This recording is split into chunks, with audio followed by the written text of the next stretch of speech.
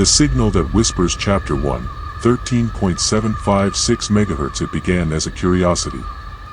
Elliot Crane, a ham radio hobbyist in Maine, had been scanning old shortwave bands late at night when he stumbled on a strange broadcast, one that didn't match any known station list. The frequency, 13.756 MHz, and the signal. A woman's voice, emotionless, reciting a string of numbers in Russian, followed by a distinct 5-tone chime. Over and over again. Every night, at exactly 3:33 a.m. He recorded it. He posted it on a forum. No one had a clue. One user messaged him privately, "Do not listen to that broadcast for too long. It's not just data." That same night, Elliot woke up gasping, nose bleeding. The recording had somehow played through his laptop, on its own, though the device had been off. Chapter 2, The Numbers Crawl. Determined to understand it, Elliot obsessively mapped the numbers, looking for patterns, prime numbers, coordinates, cryptography. But after a week, the numbers began to repeat and mutate. At first, he thought it was fatigue. But the sequence would subtly change depending on his mood. On one sleepless night after a fight with his girlfriend, the voice paused, then whispered something in English for the first time. "You hate her." He tried playing the recording backward. Screams. Slowed down, the chime warped into a distorted melody that made him nauseous. The waveform showed faint non-audio shapes, like silhouettes. Figures, perhaps, standing in formation. He stopped eating. He stopped leaving the house. Chapter 3, File Not Found. Elliot's friend Mark, a cybersecurity analyst, visited out of concern. Elliot was pale, skittish. He showed Mark the files, but most were gone. Even from backups. Only the wave from the first night remained, and it was corrupted. Mark stayed the night. At 3:33 a.m., the radio turned on by itself. They both heard it this time. No numbers, just the static breath of something waiting. Then, a voice whispering directly to Mark, "You're not real." They both recoiled. But when Mark tried to unplug the radio, he froze, unable to move, eyes locked in place. After 10 minutes, the signal cut out. Mark fell to the ground, whispering something unintelligible. The next day, he refused to talk about it and left. Elliot never saw him again. Chapter 4. The Black Archive. Elliot's research led him to a declassified CIA program from 1977 called Project Flicker, an abandoned experiment in psychotronic warfare. The goal: induce paranoia, dissociation, or even suggestible behaviors using layered radio signals and subaudible commands. One known station, nicknamed Mother's Voice, was shut down after an entire intelligence unit in Belarus committed suicide within 48 hours of exposure. Their radios had been locked on 13.756 MHz. The files ended there. But an annotation on a scan caught Elliot's eye. Scribbled in the margin, in red ink, "She whispers only to those who are close to remembering." He started hearing whispers in his apartment. Not through devices, in the walls. Chapter 5, Echo Chamber. Elliot tried to destroy the radio. It wouldn't break. He dumped it in a nearby lake. That night, it was back on his desk, wet but functional. The chime returned, followed by a new message, "I know you now." His memories began to blur. He forgot his birthday, the names of childhood friends. He'd opened drawers to find them full of old photographs of people he couldn't recognize. One woman appeared in all of them. Tall. Dark hair. Always out of focus.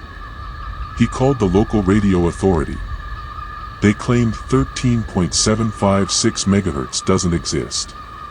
Not for civilian use. The FCC said the frequency wasn't licensed. Not by anyone. Then a man in a black coat started showing up across the street every night at 3:30. Never moved. Never blinked.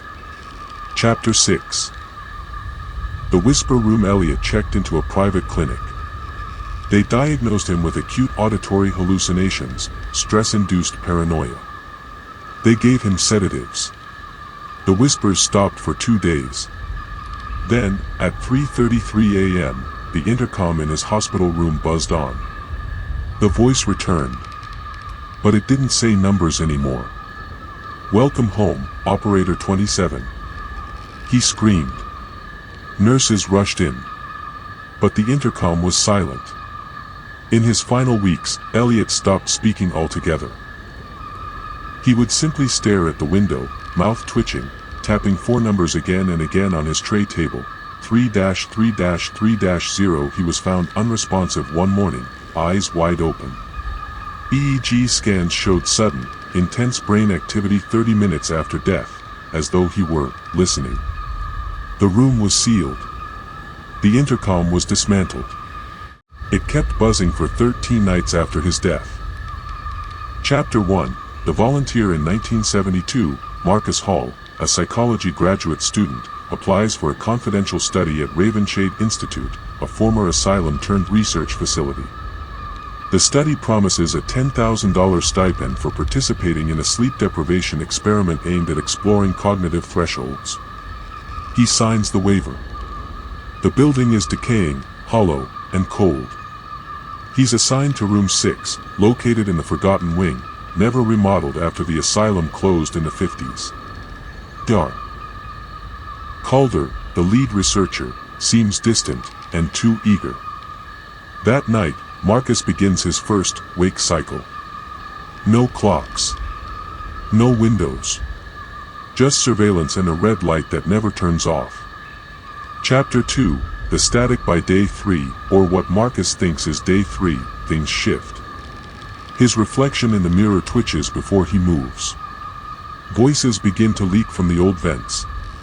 At first, it's white noise. Then, it becomes clearer. They locked the door, but not the memory. When Marcus tells Calder, he's simply noted in a file. That night, he tries to sleep. The room fills with a piercing, low-frequency hum, impossible to source. He wakes up to fingernail scratches on the walls, his own fingers clean. Room 6 begins to smell faintly of iron. Chapter 3. Echoes of the departed. Using a hidden penlight, Marcus discovers carvings on the underside of the bed frame, names and dates, dozens of them. 1 EH 1954 is etched repeatedly, almost obsessively. In a moment of panic, he unscrews a vent grate. Inside, he finds a small bundle wrapped in gauze, a human tooth. It's too old to be his. That night, through the cracked vent, he hears laughter. Then sobbing. Then his own voice screaming, recorded, distorted. Chapter 4. Red journal. In the common room, now empty, Marcus finds a dusty red journal inside an unused locker. It's the diary of Edward Harlow, a patient in 1954. The entries detail early experiments on memory removal and perceptual bleeding, where subjects claimed they could hear or relive the memories of the dead. Edward's final entry: they cut out my name but not my soul. I remain in room 6. Listening. Suddenly, Marcus hears something dragging across the hall. He hides, but something stops just outside room 6. Breathing heavily. When he opens the door, nothing's there. But the red light has gone dark. Chapter 5. The Forgotten Wing. Marcus tries to leave. The hallways now shift and loop impossibly, leading him back to room 6 no matter where he turns. He smashes a window with a chair. It's not glass, but painted concrete. He discovers a sub-level blueprint in the red journal, a lower floor that doesn't exist on official plans.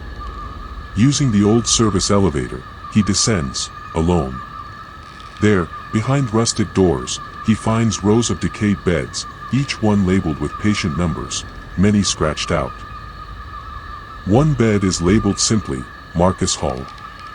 Chapter 6. The experiment never ended. Dr. Calder appears in the sublevel, clipboard in hand. He smiles coldly. We've been watching you the whole time, Marcus. You passed. What the hell is this? Calder turns. Ravenshade never shut down. The government just stopped calling it a hospital. We no longer test medicine, we test memory. Marcus tries to run, but the floor bends. His body doesn't follow. He's no longer moving in the hallway. He's becoming part of it. His final memory is Calder's voice, distorted and low. Room 6 keeps what it's given. The Lazarus program, we never die. We remember. We whisper. New York City, November 1991. Rachel Lavin tapped the padded envelope twice against her cluttered desk. It had no return address, no postmark. Just her name and the words, "For your eyes only," in old-fashioned block type. Inside, a black USB stick and a single printed page, 13.756 MHz. She plugged it in. The files were a tangled mess, Soviet memos, blurry images, and references to something called the Lazarus program. She recognized terms from her past work in declassified CIA mind control experiments, MKUltra, Bluebird, Artichoke, but this went deeper. One document had her name written in Russian, next to a long-forgotten date, her birthday, April 4, 1954. Rachel sat back, chills rolling down her spine. This wasn't a random lead. It was personal. Later that day, she arranged a meeting with Oleg Myrov, a former KGB officer turned defector now living in Brighton Beach. He'd previously hinted about Soviet sleep labs and experiments deeper than even the US dared conduct. When she called, he agreed to meet, urgently. He never showed. The next morning, police found him dead in his hotel bathroom. Official report, stroke.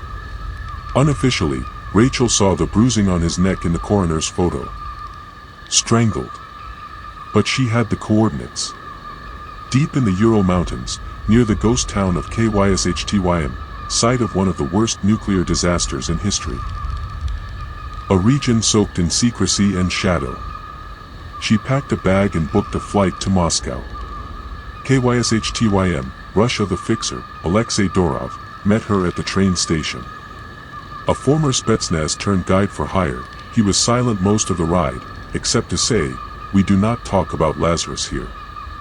They reached the ruins of a psychiatric facility outside Kysyhtym, a skeletal shell of Soviet ambition and cruelty. Most of the building had collapsed, but Rachel spotted heavy iron doors in the basement. Military grade, welded shut. They pried them open. Inside, long corridors choked with dust, blacked out observation windows, control rooms filled with dials. The air was dry, but the silence was wet, like something unseen was breathing through the walls. The lower levels were untouched.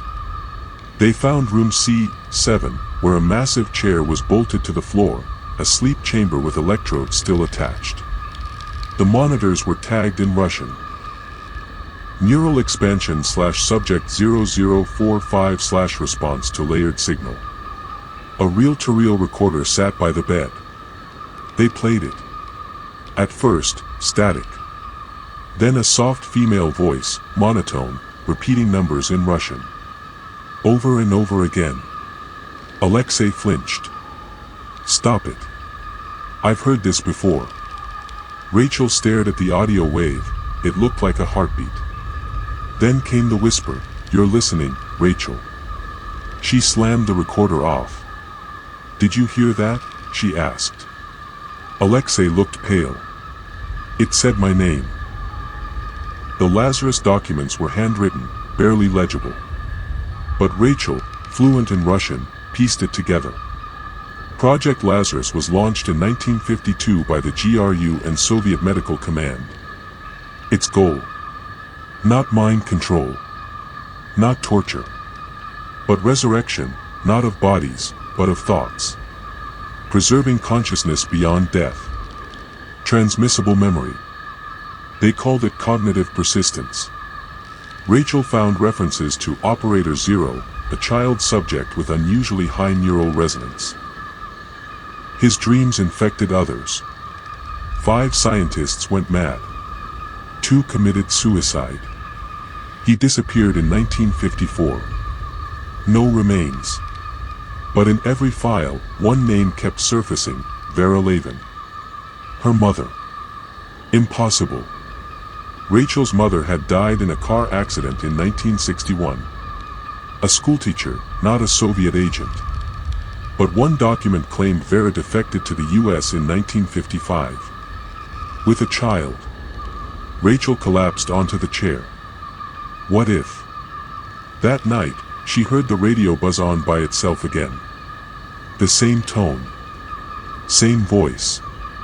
But now, it spoke in English. "Welcome back, operator."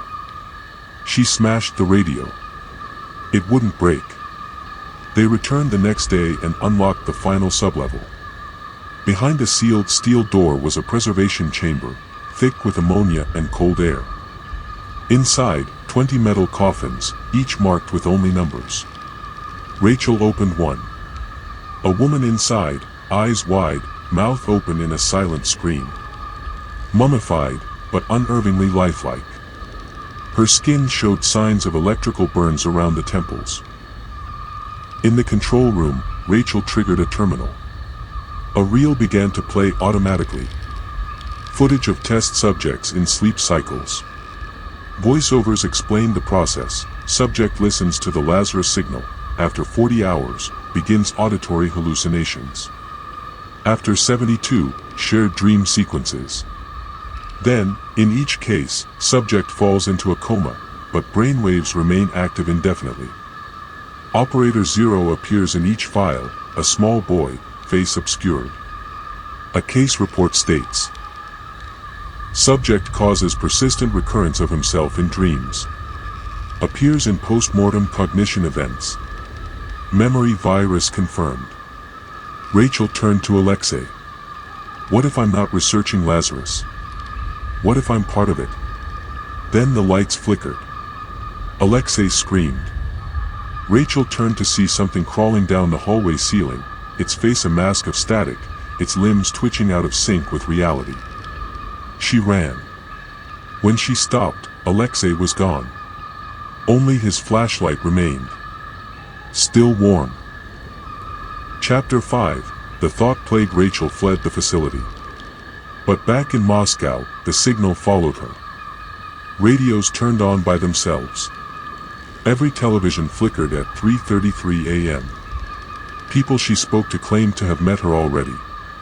A cab driver said, "You came yesterday, remember?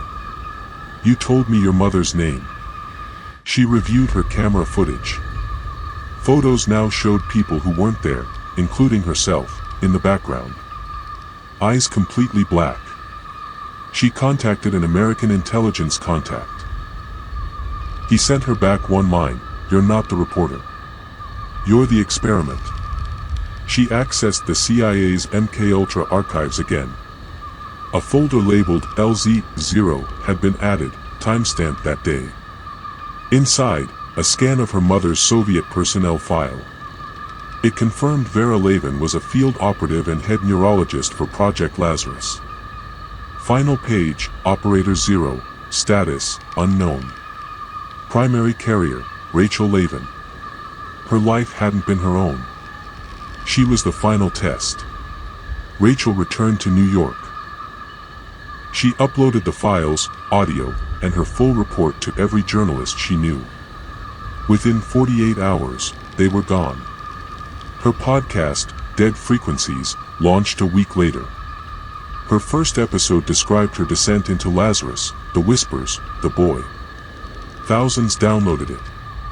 By the third episode, listeners began reporting dreams of Rachel standing at their door. People claimed their radios turned on at 3:33 a.m. One user live-streamed his suicide, whispering, "We never die." On the final episode, Rachel sounded different. Slower. Hollow. "I think I've become the signal. I don't dream anymore. I broadcast." The episode kept playing for 13 hours after she signed off. Just static and a low chant, "We never die. We remember. We whisper." She was never seen again. A Reddit user discovers a strange YouTube channel, number station .333, only one video. Just 5 tones. Then a voice, female, calm, clear, you're listening now. That's enough. We're already inside. The Silent Floor, based on the true story of the 1959 Dyatlov Pass incident in Russia in the winter of 1959, 9 experienced hikers set off into the Ural Mountains of Soviet Russia. Led by Igor Dyatlov, their goal was to reach Otorten, a remote, icy peak known more to reindeer than men. They never returned. 3 weeks later, a search party discovered their abandoned tent, still staked into the snow. It had been slashed open from the inside. Footprints led away. Barefoot, in sub-zero temperatures. Some led into the woods, others simply vanished. The bodies were found scattered. One woman's skull was fractured. 2 had broken ribs, but no external wounds. One hiker was missing her tongue, her eyes, and part of her face, as if carved with surgical precision. Their clothing held high levels of radiation. The Soviet government quickly sealed the files. Official cause: a compelling natural force. But people whispered something darker. Now, in 2023, an American filmmaker named Clara hears of the incident while researching for a documentary. Fascinated by the inconsistencies and missing reports, she decides to retrace the route for the 65th anniversary of the tragedy. She hires a local guide, Vadim, who warns her, the mountain doesn't like to be disturbed. The Monsi call that place Kolotsayakal, the mountain of the dead. They ascend. Each night, Clara records eerie sounds, low-frequency groans that rise into screams. The equipment malfunctions. Batteries die. Her drone captures strange heat signatures near the tree line, human-shaped, but too tall. Too still. On the 4th night, Vadim disappears. Clara finds his boots outside the tent. Inside, claw marks on the ceiling. She runs into the woods barefoot, just like the original 9. Her camera films everything. The footage is recovered weeks later. She's never found. Her last recording: a whispered voice, speaking perfect Russian, but on analysis, matches no known dialect. It says, "You don't remember what we buried. But the mountain does."